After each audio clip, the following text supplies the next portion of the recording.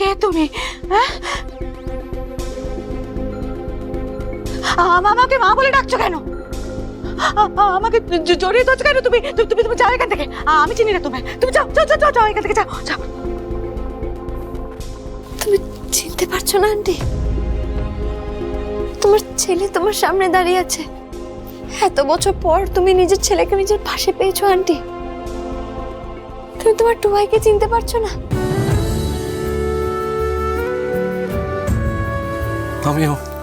আমি তোমার ছেলে, তোমার টুবাই। আমি তোমাকে অনেক খোঁজার চেষ্টা করেছি মা, আমি খুঁজে পাইনি। আর আজ তোমাকে এত বছর পর আমার কাছে পেয়ে তুমি তুমি তুমি তুমি দেখো ওকে, আমাকে ভালো করে দেখো। আমি তোমার ছেলে, আমাকে চিনতে পারছো না মা? ভালো করে তাকিয়ে দেখো, আমাকে চিনতে পারছো না তুমি?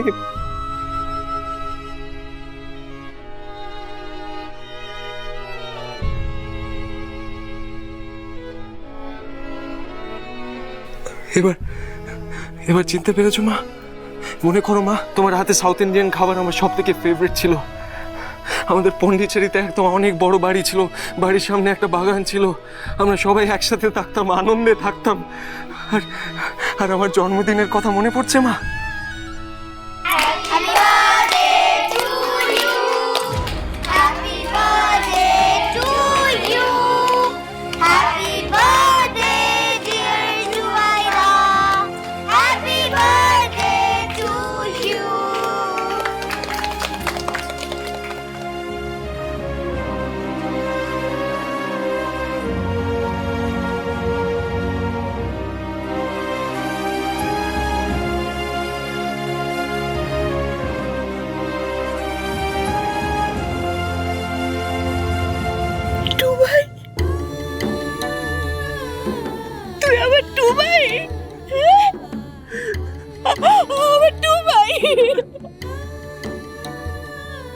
আমার টুবাই আমার নিতে এসছে। আমি তোমাকে আবার বাড়ি নিয়ে যেতে এসেছি। তুমি এবার তোমার বাড়িতে যাবে, তোমার ছেলের সাথে তোমার বাড়িতেই থাকবে মা।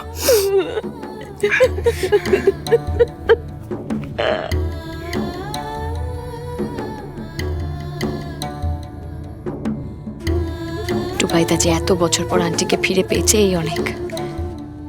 কিন্তু মধুমন্তী আন্টি এখানে এলো কি করে? আন্টিকে এখানে কে নিয়ে এলো? আর বাড়ির এত কাছে থেকেও কেন আন্টি এত বছর বাড়ি ফেরেনি?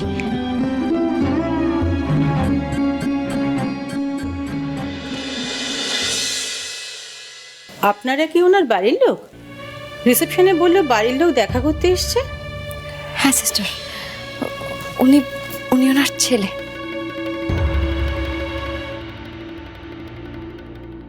বলছিলাম সিস্টার, পেশেন্ট নাম্বার 16 এর ব্যাপারে আমার আপনার সাথে কিছু কথা আছে।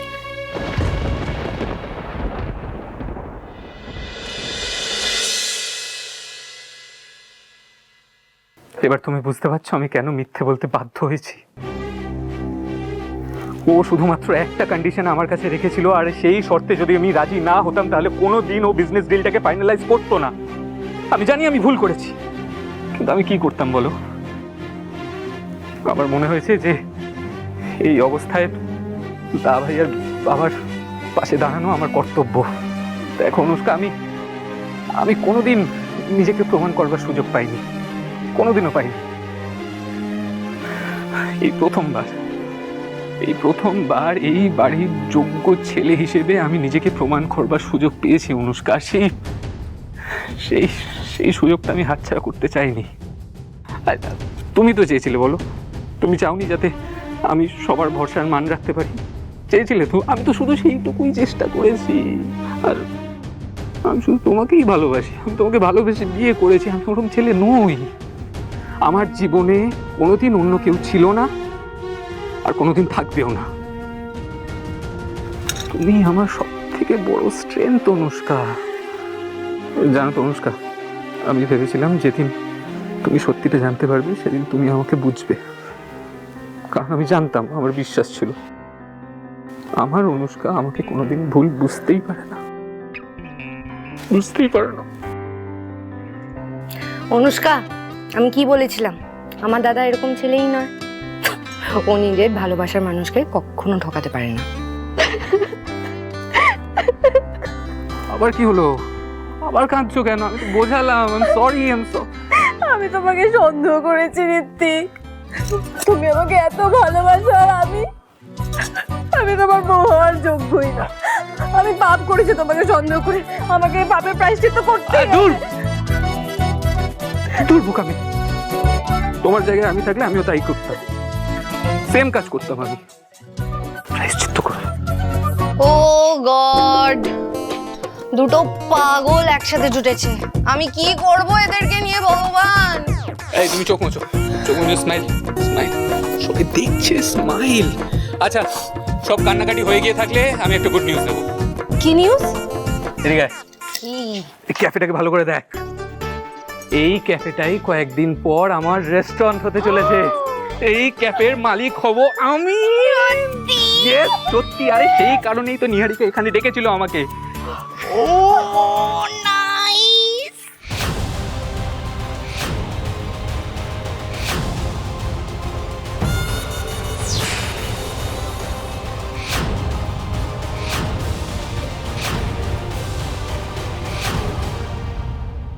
টুবাই, মা, কেমন আছিস টুবাই?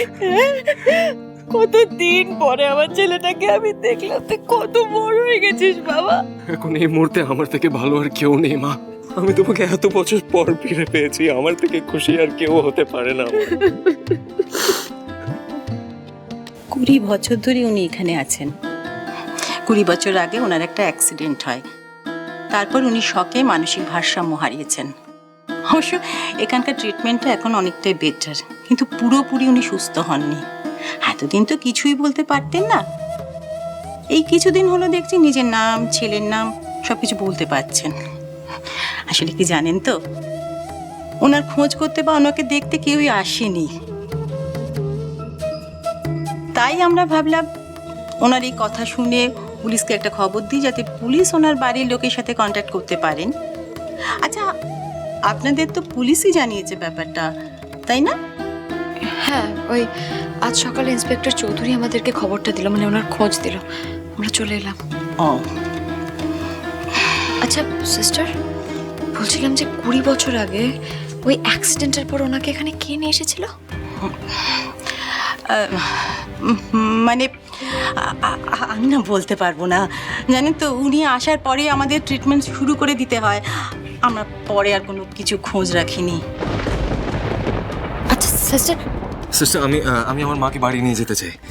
অবশ্যই নিয়ে যাবেন, এতদিন পরে উনি ওনার বাড়িতে ফিরবেন, এর থেকে আনন্দের কি আছে?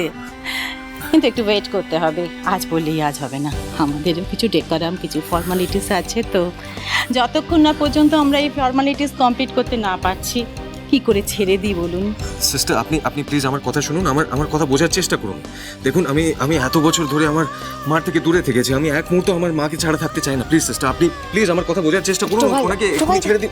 টুবাইদা, আমার কথাটা শোনো। টুবাইদা প্লিজ শোনো, ওনাদের নিজের কাজটা করতে দাও। দেখো, আমরা আন্টিকে খুঁজে পেয়েছি, আমরা তো আন্টিকে খুঁজে পেয়েছি। কিন্তু এক্ষুনি টুবাইদা, আমরা আন্টিকে বাড়ি ফিরিয়ে নিয়ে যাব, একটু ধৈর্য ধরো, আমরা ঠিক নিয়ে যাব।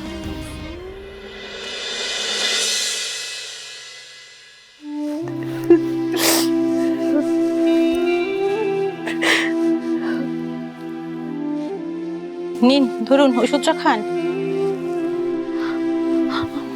আমি আর ওষুধ খাবো না, নিয়ে যাও। আরে বাবা, ওষুধ না খেলে সুস্থ হবেন কি করে? আমি বলছি তো খাবো না, নিয়ে যাও না বাবা। সিস্টার ইটস ওকে, আমায় দিন, আমি খেয়ে দিচ্ছি না ওকে।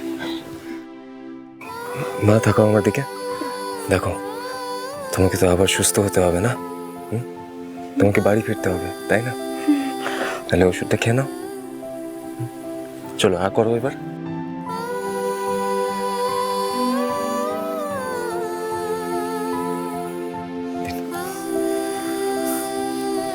খেয়ে নাও।